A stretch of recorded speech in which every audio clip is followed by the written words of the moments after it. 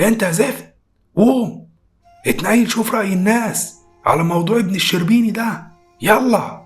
حاضر حاضر يا مدير، قايم اهو. لم علينا عبيدك يا رب.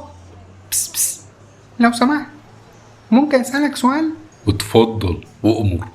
انت تعرف ايه عن موضوع ابن الشربيني وايه رأيك فيه؟ والله الواحد زعلان، فكرتني ليه؟ بص يا عم، ده واد عنده 16 سنة، يعني لسه ما طلعش رخصة.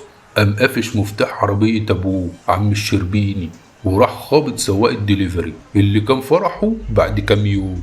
يا حول الله يا رب. ومش بس كده، ده لما خبطه موقفش حتى ولا حتى فكر يدوس فرامل، ده كمل على الواد وهتك يا دهس. بس العربية لأجل حظه النحس وقفت، قام طلع يجري وساب الواد. الله يرحمه، حسبنا الله ونعم الوكيل. الله يرحمه ويصبر أهله. وقال إيه؟ الشربيني طلع يقول لك إحنا مستعدين للتعويض. ده على أساس إنه موت جاموسه. والله ناس ما عندهاش قلب ولا ضمير. الله يرحمه. الله يرحمه يا رب ويصبر أهله، وإن شاء الله حقه هيرجع له. طيب شوف ابن أحمد ريز، ده ماله ده؟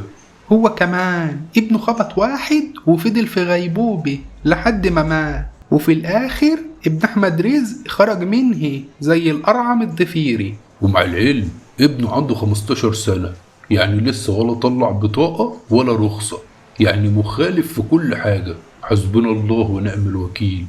الله يرحمهم ويصبر أهلهم ويحفظ لنا كل الناس اللي بنحبهم. ما تنساش تعمل لايك واشتراك عشان يوصلك كل جديد. شكرا ليكم، سلام.